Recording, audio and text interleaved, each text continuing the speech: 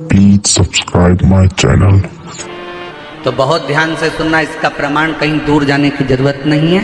इसी कलिकाल में, इसी कलयुग में नरसिंह मेहता का चरित्र पढ़ लीजिए। नरसिंह मेहता सतयुग के नहीं थे, नरसिंह मेहता त्रेता युग के नहीं थे, नरसिंह मेहता द्वापर के भी नहीं थे, नरसिंह मेहता इसी कलयुग के थे। और नरसिंह मेहता इसी कलयुग के थे जब उनकी भाभी ने उनको धक्का देकर निकाल दिया, बहुत सारी बातें कहकर, गालियां देकर, अपशब्द कहकर, ताने देकर जब निकाला गया, बहुत बहुत अपशब्द कहकर निकाला गया, तब नरसिंह जी की आंख में जल गया। सम्मान परिवार वाले देते हैं, सम्मान रिश्तेदार देते हैं, सम्मान समाज देती है, सम्मान कुटुंब के लोग देते हैं, सम्मान परिवार देगा, समाज देगी, दुनिया के लोग आपको सम्मान देंगे। दुनिया के भगवान क्या देता है? भगवान क्या देता है?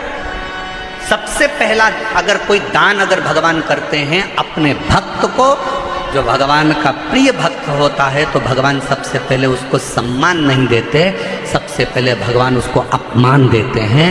इतना अपमान कराते हैं, इतना अपमान कराते हैं जिससे वो अंदर से टूटे, भीतर से ये जान ले कि संसार में कोई तेरा नहीं। दुनिया के लोग आपका सम्मान करेंगे, रिश्तेदार आपका सम्मान करेंगे, नातेदार आपका सम्मान करेंगे, कुटुंब वाले आपका सम्मान करेंगे, समाज वाले आपका सम्मान करेंगे, पर जिस दिन आपकी जिंदगी में आपको अपमान मिले, जिस दिन आपको जिंदगी में कोई अपशब्द कहे, अपमान करे, उस दिन समझ लेना कि मेरे शंकर भगवान की अब तुम पर कृपा होना प्रारंभ हो गई। कितना सुंदर कहा है किसी ने, चाहने वालों की संख्या कम हो जाए ना चलेगा, चाहने वालों की संख्या कम हो जाए, तुम्हें प्यार करने वालों की संख्या कम हो जाए चलेगा, पर तुमसे नफरत करने वालों की संख्या बढ़ना चाहिए। चाहने वाले कम हो जाएंगे चल जाएगा, पर तुमसे जलने वाले, तुमसे नफरत करने वाले बढ़ना चाहिए, इनकी वृद्धि होना चाहिए। क्यों? क्योंकि जगत में प्रचार कभी भी चाहने वाला नहीं करता, जगत में प्रचार हमेशा नफरत वाला ही करता है। उसको करना, यश मिले समझ लेना कि दुनिया ने दिया, सत्कार मिले समझ लो दुनिया ने दिया।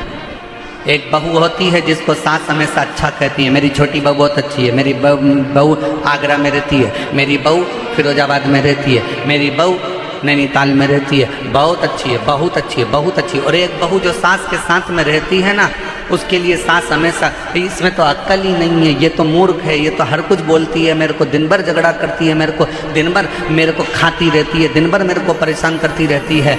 मेरी सासू माँ, ओ मेरी जीजियों, निवेदन करूँ ना, दूर के ढोल सुहावने होते हैं, वो आगरा वाली, वो नैनीताल वाली, वो मुंबई वाली तो कभी कभी मिलती है, पर जो रोज तेरे साथ में रहती है ना, जब तेरा सिर दुखेगा ना, तो वो आगरा वाली और नैनीताल वाली नहीं आएगी, वो दिल्ली वाली ही दौड़ कर आएगी।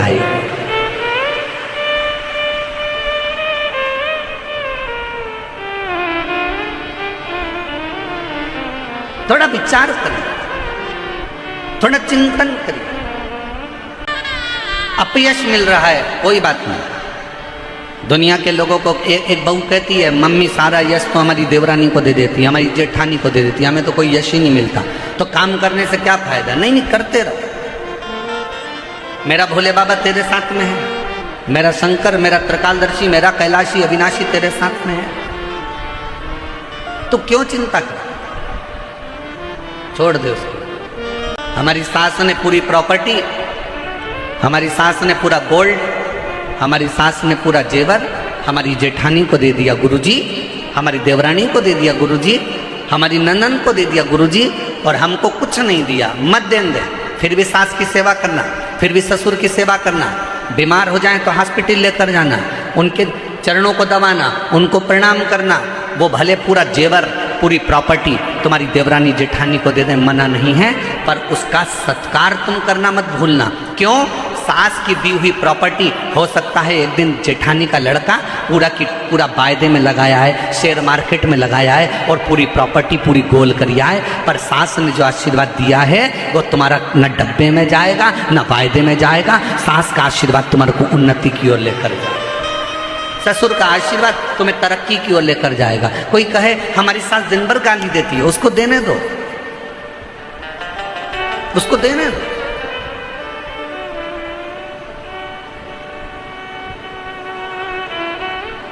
आप अपना कर्म करो, उस कर्म से पीछे मत हटो। नरसिंह मेहता लोग कहते हैं, गुरु जी आप कैसे कह सकते हो कि शंकर भगवान अपने भक्त को खुद लेने आते हैं? भगवान नारायण का कोई भक्त है तो उसको लेने के लिए पार्षद भेजे जाते हैं। माँ जगत जननी का कोई भक्त है, अगर वो प्राण त्यागता है तो उसको योगनियाँ लेने आती हैं। ब्रह्मा जी अपने पार्षद भेजते हैं, भगवान दत्त अपने पार्षद भेजते हैं, पर शिव जी अपने भक्त को लेने के लिए स्वयं आते हैं। ये आप कैसे कह सकते? आप कैसे बोल सकते?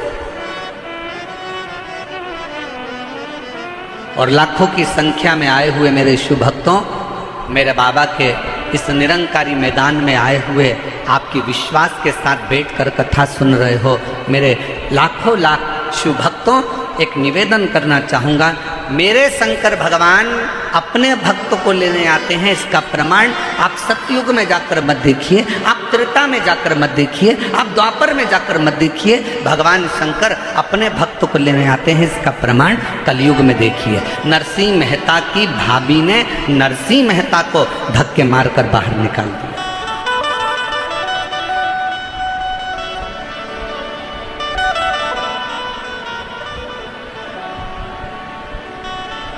नरसिंह जी से पूछा गया, क्यों रे नरसिंह, तेरी भाभी तो बड़ी तेज है। नरसिंह जी बोले, भाभी कैसी भी हो पर मेरा भाई तो मेरे साथ है ना, मेरा दादा तो अच्छा है ना, मेरा भाई तो अच्छा है ना। और भाई ने करा क्या था मालूम है आपको?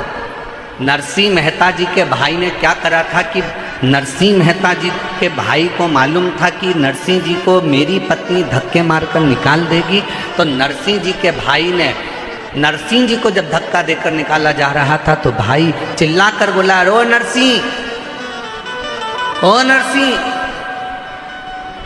कहाँ जाएगा? रात के समय पर सूर्यास्त हो रहा है, कहाँ जाएगा रोने के लिए? सामने शंकर का मंदिर है नरसिंह, वहाँ चले जाना। नरसिंह जी ने सुन लिया कि मेरे भाई ने मेरी व्यवस्था कहीं अच्छी जगह कर कर रखी है। आधी रात को प्रदोष काल में, समय ढलते में, शाम का समय था, सूर्यास्त हो रहा था, नरसिंह जी कहाँ जाते? शिव महापुराण की कथा कहती है भाई ने, तो नरसिंह जी के मुख से निकलता था कि मेरी भाभी भले कैसी भी हो पर मेरा भाई अच्छा है, मेरी भाभी कुछ भी बोले पर मेरा दादा अच्छा है, बस वही शब्द आपके मुंह पर होना चाहिए, जमाना कैसा भी हो पर मेरा बाप शंकर भगवान अच्छा है, वो मुझे संभाल, मेरा शिव मुझे संभालेगा, मेरा पिता मुझे संभालेगा, मेरा उघड़दानी मेरा शंभु मुझे संभालेगा, कोई दूसरा संभाले ना संभाले। नरसिंह जी शिव जी के मंदिर में रात के समय पर रोते रहे। कब? शाम के समय से रोना प्रारंभ करा था और रात्रि हो गई और नरसिंह जी को नहीं मालूम था कि आज मासिक शिवरात्रि। दिल्ली वालों को भी नहीं मालूम था कि जब निरंकारी मैदान में कथा चलेगी तो कथा के चतुर्थ दिवस में प्रदोष पड़ जाएगी। दिल्ली वालों को भी नहीं मालूम था कि कथा के 5वें दिन मासिक शिवरात्रि पड़ जाएगी और छठे दिन तो वैसे भी कथा की शिवरात्रि होती है। किसको मालूम? आप तो तैयारी कर कर बैठे थे कि हमारे दिल्ली में कथा हो रही है, हमें कथा सुनने जाना है, हमें कथा सुनने जाना है। मेरे पास में ही हो रही है, गुराड़ी में ही हो रही है, मेरे निरंकारी मैदान में हो रही है, वहाँ तक तो मेट्रो भी जाती है, वहाँ तक तो गाड़ियाँ भी जाती हैं और बड़े प्रेम से जाएंगे। सब तैयारी कर कर बैठे। तुम्हें नहीं मालूम कि प्रदोष के दिन, और तुम्हें ये भी नहीं मालूम था कि बाबा कब तुम्हारे ऊपर कृपा कर देगा कि वो तो दिन में कथा थी, वो प्रदोष काल में प्रदोष के दिन श्रवण करा देगा। ये भी तुमको नहीं मालूम, ये भी तुम्हारे स्मरण में नहीं।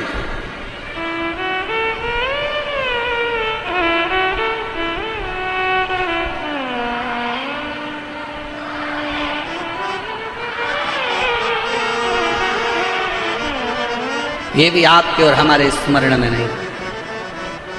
आप लोग कथा सुने होंगे तो हमने एक बार हमारे सीहोर से भी इस कथा का वर्णन किया था कि एक बार का मन है कि प्रदोष काल में प्रदोष के दिन शिव महापुराण की कथा प्रदोष के नाम से ही हो। आप लोगों ने सुना था एक बार पहले, हमने कभी व्यासपीठ से ही कहा था। दिल था, हृदय था, मन। और आज बाबा ने, हमें क्या मालूम था कि दिल्ली वालों के इतने पुण्य हैं क्या, दिल्ली वालों की इतनी कृपा है क्या बाबा, हमें नहीं मालूम कि दिल्ली वालों का इतना इतना पुण्य होगा। शंकर जी के मंदिर में इन्होंने इतना लोटा भर भर के जल चढ़ाया होगा कि क्या कहूँ मैं आपके। आप आज घर जाओ ना तो सब अपनी अपनी नजर उतरवा लेना हो पक्के। नरसिंह जी रो रहे हैं, शिव के मंदिर में रो रहे हैं। शंकर भगवान प्रकट हो गए, नरसिंह जी को नंदी पर बिठाए और गौलोक धाम लेकर चले गए। दुनिया के पहले संत थे नरसिंह मेहता, जो मरने के बाद गोलोक धाम नहीं, शरीर से जीते जी शंकर की कृपा से नंदी पर बैठकर गोलोक धाम तक गए थे। ये शिव तत्व है।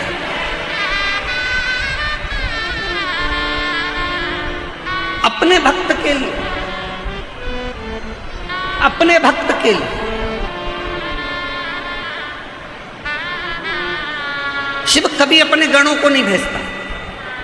अपने भक्त के लिए शंकर कभी अपने गणों को नहीं भेजता। लोग कहते हैं हमारा दुख है गुरुजी, वो दुख कटेगा, उसको दुख काटने के लिए शंकर जी अपना कोई गण भेजेंगे, शिव जी किसी को भेजेंगे। ना ना ना ना ना, शंकर जी अपने गण को कभी नहीं भेजते।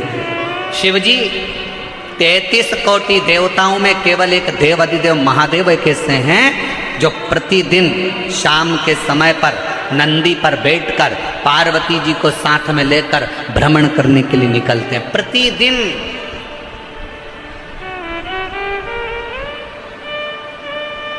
बाकी के किसी 33 कोटि देवताओं में कोई देवता ऐसा नहीं है जो रोज शाम के समय भ्रमण के लिए निकलता हो। ब्रह्मा जी ब्रह्मलोक में, भगवान विष्णु वैकुंठ लोक में, इंद्र लोक में, और मेरे शंकर भगवान मृत्यु लोक में है। प्रतिदिन निकलते।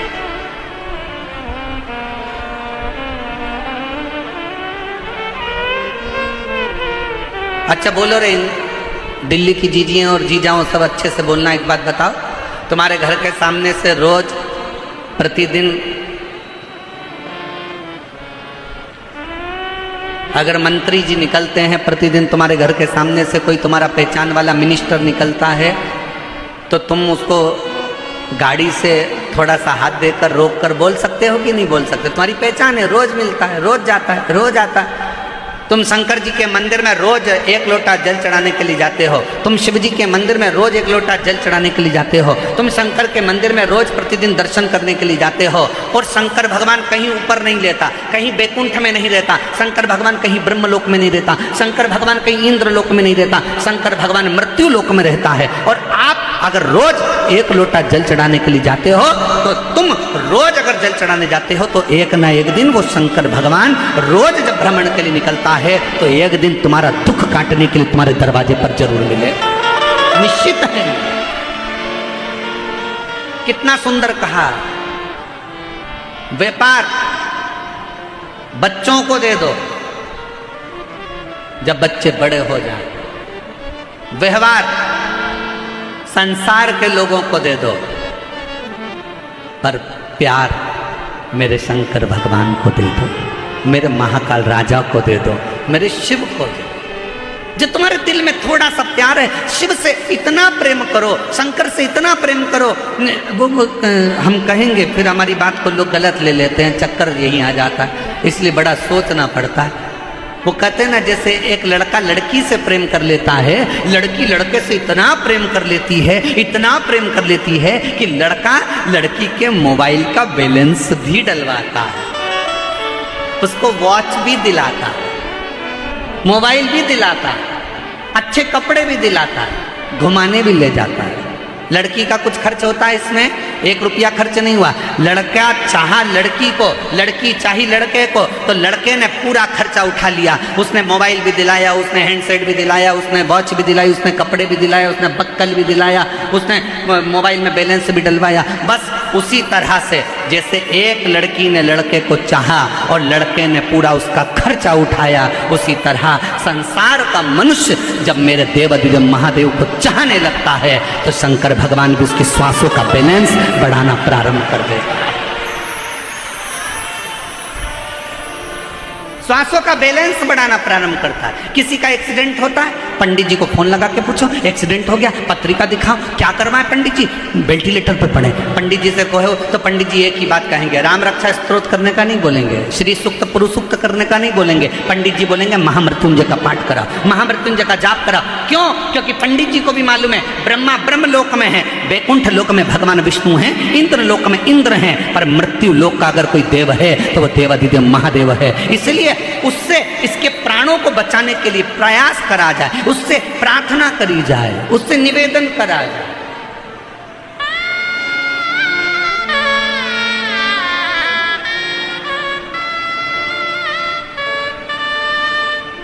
फिर वो महामृत्युंजय मंत्र का स्मरण करा जाए, महामृत्युंजय मंत्र का फिर जाप किया जाए, महामृत्युंजय मंत्र का स्मरण किया। किसके लिए? इसके ये पड़ा हुआ है, हॉस्पिटल में गिरा हुआ है। इसको कविता चौहान, श्री सुभाष चौहान पत्र को एलईडी पर आप लोग पढ़ सकते हैं, आस्था चैनल पर पढ़ सकते हैं। कविता चौहान, श्री सुभाष चौहान, गांव सुंदरोज रेवाड़ी की रहने वाली हूँ। मेरा मोबाइल नंबर ये है। गुरुजी, भोले बाबा पर 1 लोटा जल चढ़ाने का क्या कृपा होती है, ये कोई हमसे पूछे। मेरा बाबा कहाँ कृपा कर देता है इसका हम अनुमान भी नहीं लगा सकते। गुरुजी, हम आपकी कथा शिव महापुराण को 2022 से जुड़े हैं। हम पति पत्नी दोनों ने अपने 2 बेटों के लिए संकल्प लिया था कि मेरे बेटों का कहीं सरकारी जॉब लग जाए, उसके लिए हम 5 पंडाल में जाकर कथा सुनेंगे। गुरुदेव, हमने 5 पंडाल अलवर, कोसी, रेवाड़ी, फरीदाबाद और आज हमारी 5वीं कथा दिल्ली में हो रही है। आज हमारी 5वीं कथा है दिल्ली में। हमने अलवर की कथा सुनी, कोसी की कथा सुनी, रेवाड़ी की कथा सुनी, फरीदाबाद की कथा सुनी और आज हम 5वीं कथा दिल्ली की सुन रहे हैं। इन 5 कथाओं को सुनने पर मेरे बाबा ने क्या दिया? गुरुदेव, मेरे 2 बेटों के लिए मैंने मांगा था और बाबा ने ऐसी कृपा करी, मेरा एक बेटा 2024 में हरियाणा एजुकेशन विभाग में क्लर्क के पद पर नियुक्त हो गया। गुरुदेव, मेरा दूसरा बेटा छोटा वाला एएसओ के पद पर दिल्ली गृह मंत्रालय में सरकारी नियुक्ति पर नियुक्त हो गया। मेरे बाबा ने मुझे क्या नहीं दिया गुरुदेव? मेरा शिव शिव है, ओघड़ी ओघड़ी है। और एक भगवान शंकर पर किया गया भरोसा, एक भगवान शिव पर किया गया दृढ़ विश्वास। एक पत्र और है, अगर कहीं बैठे हो तो याद रखें। एक पत्र और देखिए, बड़ा सुंदर। मेरा नाम ओमवती भागीरथ राठौर है। मैं दिल्ली के गौतमपुरी की रहने वाली हूँ। मेरे बच्चे का नाम अमन राठौर है, वह 10 साल का। गुरुजी, 1 साल पहले से मेरे बच्चे की तबीयत खराब हो गई। उसके सोच करने में खून जाने लगा। डॉक्टरों को जब पेट के डॉक्टरों को दिखाया तो बताया कि अंदर गांठें हो गई हैं, उन गांठ के कारण जख्म हो गए हैं, गांठ का ऑपरेशन करना पड़ेगा। मन में बड़ा दुख हुआ और डॉक्टर ने कहा ये गांठें कैसी हो सकती हैं, ये जांच के बिना नहीं बता सकते। हम लोग परेशान हो गए। उसी हॉस्पिटल में एक छोटी सी बच्ची ने कहा कि माताजी आप बच्चे को दिखाने के लिए आई हो ना, एक बार टीवी पर वो सियोर वाला महाराज आता है, उसकी शिव पुराण कथा सुनो और शिव जी के मंदिर में जाकर 1 लोटा जल चढ़ाकर बेलपत्र खाना प्रारंभ करो। हमने वही डॉक्टर से दवाइयाँ ली, शिव का स्वरूप मानकर डॉक्टर से दवाई लेकर हम ऑपरेशन की तारीख लेकर आ गए और हमने फिर बच्चे को जल पिलाना प्रारंभ करा, बेलपत्र खिलाना प्रारंभ करा, शिव जी के मंदिर में झाड़ू पोछा करवाना प्रारंभ करा। दूसरी बार जब वापस ऑपरेशन के लिए गए तो डॉक्टर ने कहा अब इसको ऑपरेशन की जरूरत नहीं है, ये बच्चा ठीक हो गया है, इसकी गठाने गायब हो, इसकी गठाने नहीं।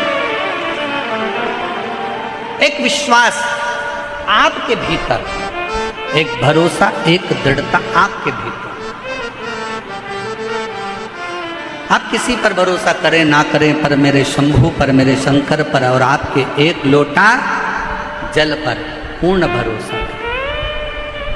शिव मंदिर में रोज प्रतिदिन बाबा से अपने दिल की बात कहने के लिए जाए, हृदय से बाबा को कहें। ब्रह्मा जी के पार्षद लेने के लिए आएंगे, भगवान विष्णु के पार्षद लेने के लिए आएंगे, पर मेरे शंकर भगवान के पार्षद लेने के लिए नहीं। मेरा शंकर आपके दुख को काटने के लिए किसी दूसरे को नहीं भेजता, आपके दुख को काटने के लिए मेरा शंकर नंदी पर चढ़कर खुद पहुंचकर आपके दुख को काट देता है स्वयं।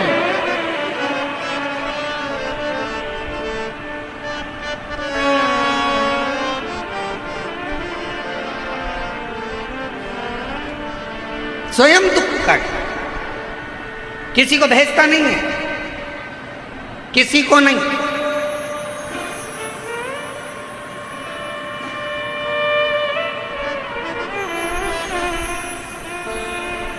और सरलता में समझिए, बहुत सरलता में समझिएगा जरा इस बात को। आज प्रदोष के दिन की कथा है, बहुत ध्यान से सुनिएगा। यमुना नदी में नहाने के लिए गए थे, समुद्र में नहाने के लिए गए थे, तालाब में नहाने के लिए गए थे, बावड़ी में नहाने के लिए गए थे, कुएं पर नहाने के लिए गए थे, कोई सरोवर में, कोई नदी में, कोई झरने में नहाने के लिए गए थे। और मान लो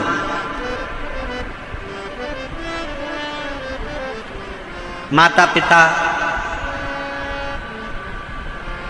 माँ अपने काम में लगी है, बाप अपने काम में लगा है, और इतनी देर में चाचा भी है, ताऊ भी है, फूफा भी है, मामा भी है, दोस्त भी है, रिश्तेदार भी है, और बच्चा।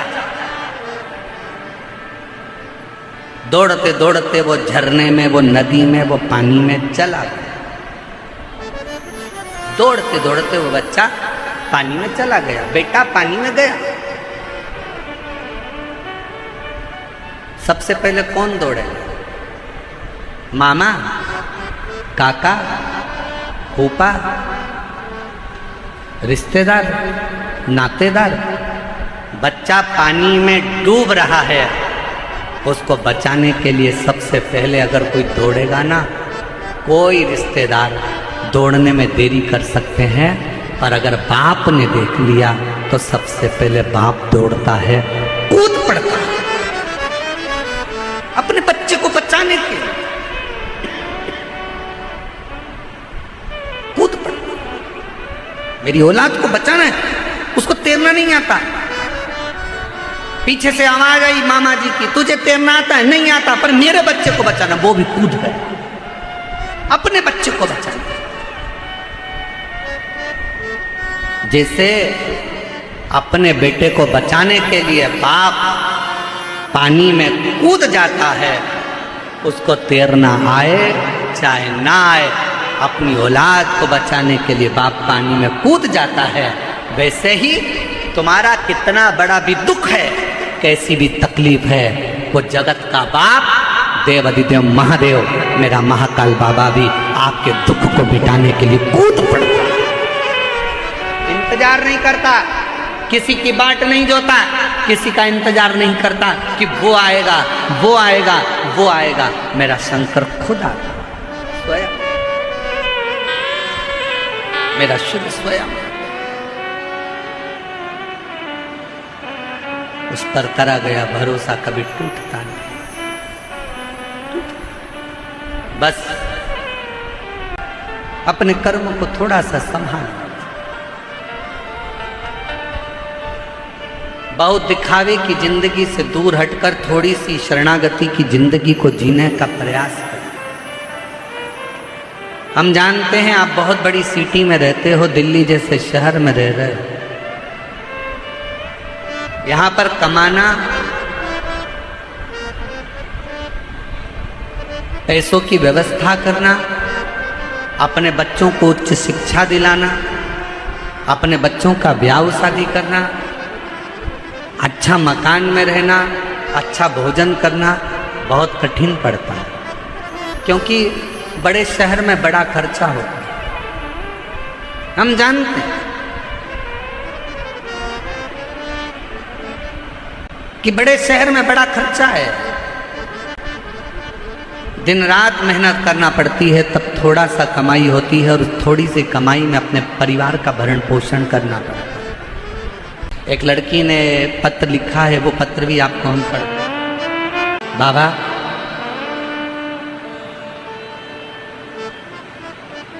मैं दिल्ली में ही रहती हूँ, मेरी 2 बेटियां हैं और 2 बेटा हैं। हमारे पास में इतना धन नहीं है बाबा।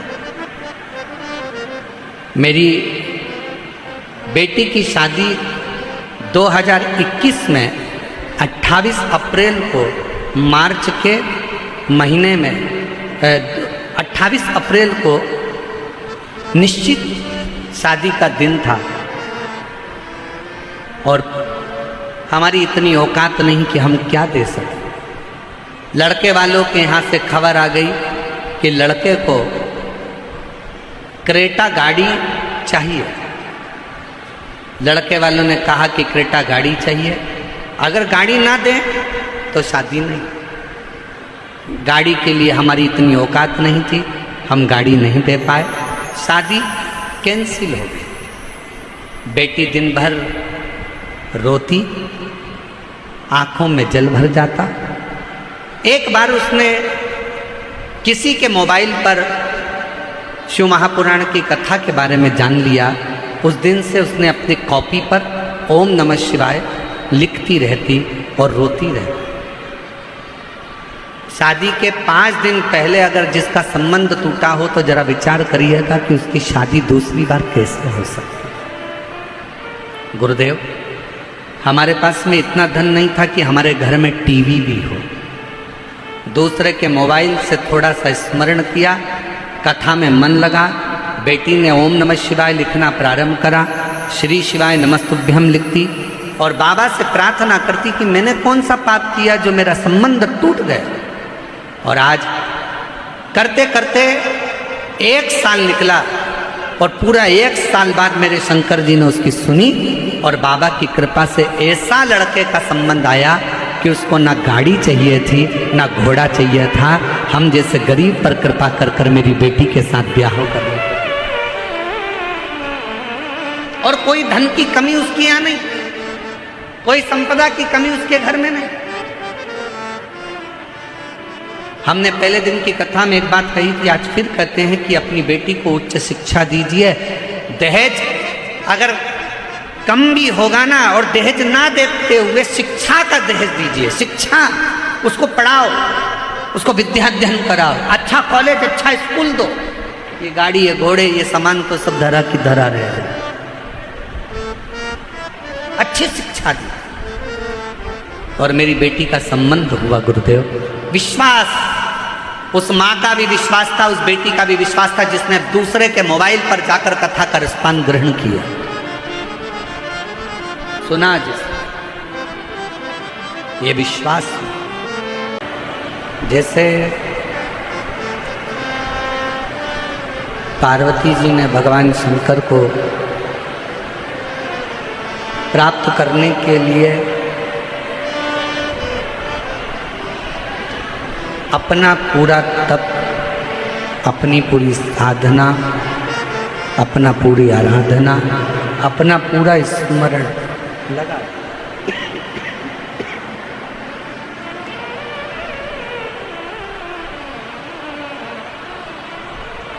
जिस समय पर हमारे भीतर कोई लक्ष्य उत्पन्न हो जाता है,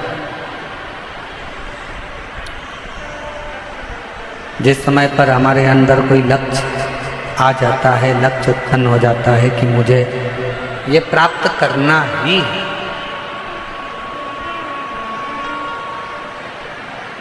और आप अगर वो मेहनत कर रहे हैं तो वो मिलता जरूर है। जैसे पार्वती जी के लिए देवऋषि नारद ने शंभु देवऋषि नारद ने पार्वती जी के साक्षी में, जब पार्वती जी गोद में थी,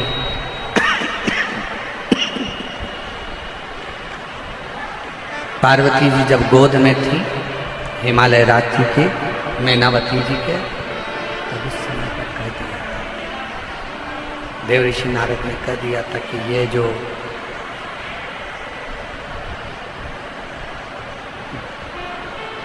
मैनावती की गोद में जो बालिका है, मैनावती की गोद में शंभु शंभु शंभु शंभु शंभु मैनावती की गोद में जो ये बालिका है,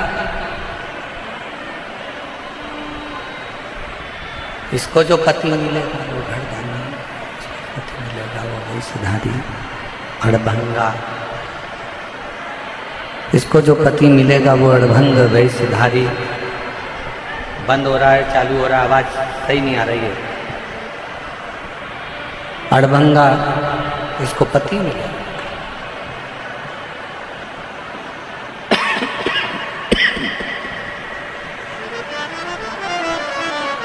यदि पार्वती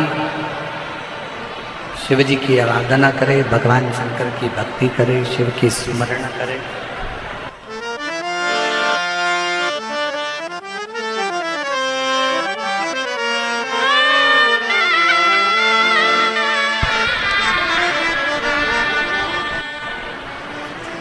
शिव कथा कर रही है, भगवान शंकर का चरित्र कर रही है, शिव महापुराण की कथा कर रही है।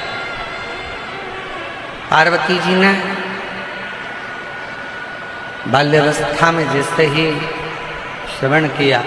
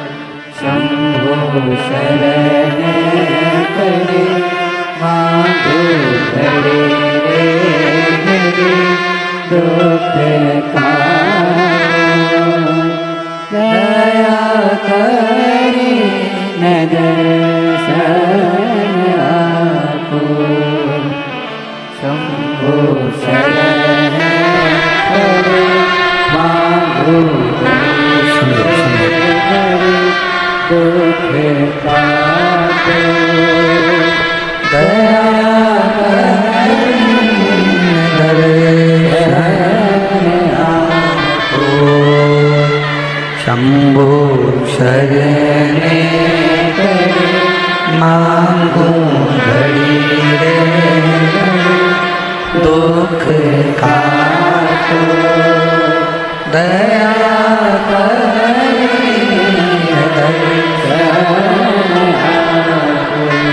शिव कथा करी, भगवान शंकर का चरित्र करा, शिव महापुराण की कथा करी।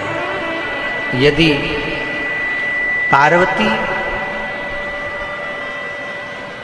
के ललाट पर पार्वती जी के भाग्य में तो पति लिखा है, पर नग्न वेशधारी लिखा है। और मान लो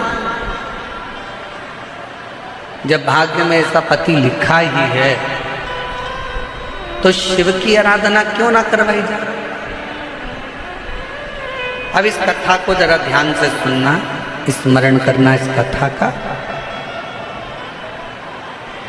किसी ने पत्रिका देखकर, किसी ने आपका हाथ देखकर, किसी ने आपका भाग्य देखकर कह दिया कि तुम्हारी किस्मत में 2 साल, 5 साल, 4 साल, 1 साल, 1.5 साल संतान का सुख नहीं है, या मान लो तुम्हारी किस्मत में धन नहीं है, या तुम्हारी किस्मत में दुख है, तकलीफ है। कोई ने कह दिया, आपने स्वीकार कर लिया कि मेरी किस्मत में ये चीज है ही नहीं, और आपने वो विचार कर कर अपनी किस्मत को दोष देकर अपनी मेहनत करना बंद कर दिया। एक पत्र है, अच्छा है,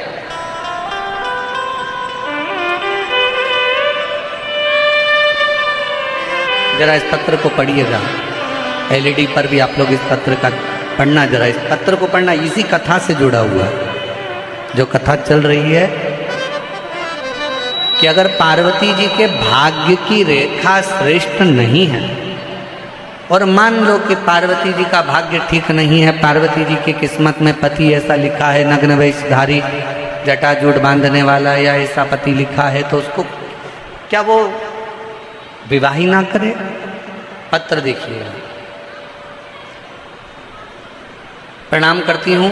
1 लोटा जल चढ़ाने का, पंडाल में बैठकर शिव पुराण की स्तुति करने का, पंडाल में जब आप श्री शिवाय नमस्तुभ्यम बोलते हो तो उसको बोलने का क्या फल होता है। मैं शालू प्रजापति, भट्टीपुरा गांव, मेरठ जिले की रहने वाली हूँ।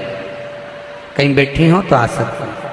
मेरी मम्मी को आपकी कथा के बारे में मेरे घर की एक ताई जी ने बताया, और हमने 2023 में मैनपुरी उत्तर प्रदेश में हुई, तब से सुनना प्रारंभ करी।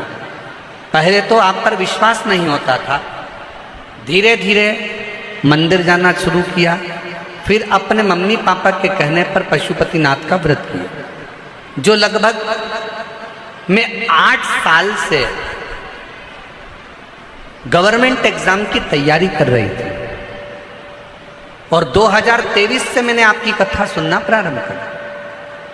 मेरे 8 साल एग्जाम देती रही, कभी 1 अंक से, कभी 1.5 अंक से रह जाती। गुरुदेव, एसएससी जीडी की फाइनल में भी मैं एक बार बाहर निकल गई, दिल्ली पुलिस की भर्ती से भी मैं बाहर निकल गई। ऐसे करते करते कई समय निकल गया, पर मेरा कहीं सिलेक्शन नहीं हुआ। 8 साल मैंने ऐसा ही प्रयास करती रही, परीक्षा देती रही। आखिरी में मैंने सोच लिया कि अब मैं परीक्षा नहीं दूँ। तब पहली बार आपकी कथा सुनी और विचार कर लिया।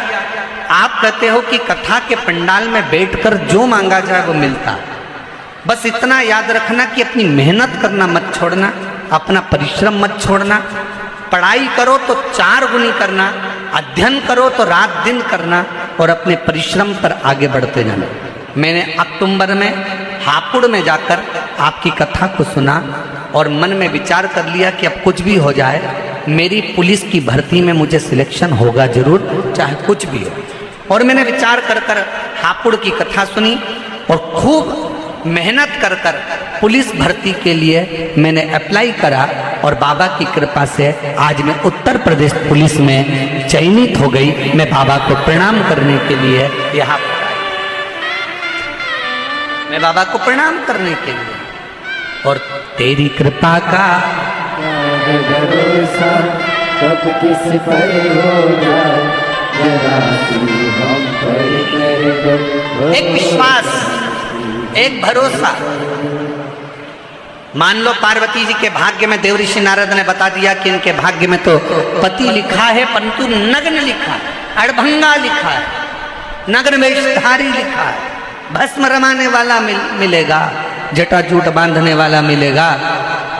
मान लो किसी ने पत्रिका देखकर आपको कह दिया कि तुम्हारी किस्मत तो अभी बेकार चल रही है, कोई ने कह दिया साढ़े साथी चल रहा है, ढैया चल रहा है, राहु बेकार है, कैतु बेकार है, ये बेकार है, वो बेकार है, और तुम उसी में पढ़कर तुमने सोच लिया अभी मैं व्यापार नहीं करूंगा, अभी मैं नौकरी के लिए अप्लाई नहीं करूंगा, अभी मैं ये काम नहीं करूंगा। क्यों? क्योंकि मेरा भाग्य अच्छा नहीं है। मैंने दिखाया, सबको अपना हाथ बताया, सबको अपना हाथ दिखाया, अपना ललाट दिखाया, पत्रिका दिखाई, मेरी किस्मत में अभी दुख ही दुख लिखा है। और अगर तुमने ये सोच लिया कि तुम्हारी किस्मत में दुख लिखा है, तो देवऋषि नारद और पार्वती का संवाद याद रखना।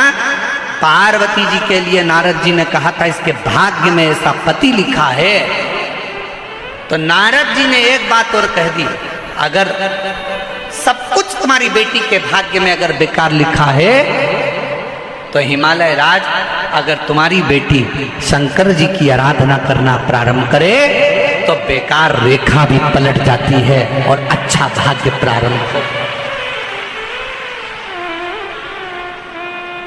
आप अच्छा प्राप्त कर सकते हो, अच्छा मिल सकता है,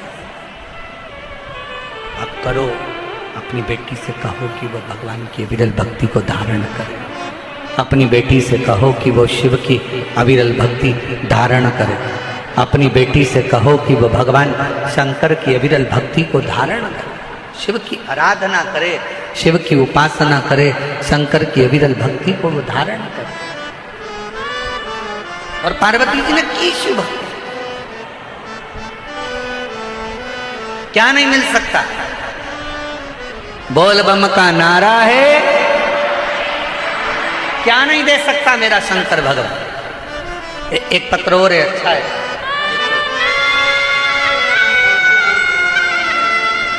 मेरा नाम सुनीता देवी है,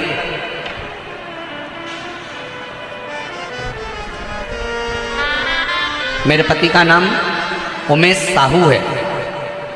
हम बुराड़ी इंद्रप्रस्थ दिल्ली के रहने वाले हैं। आज से ठीक 5 महीने पहले 13 जनवरी को सफंदर जंग के डॉक्टर साहब को दिखाया और हैं सर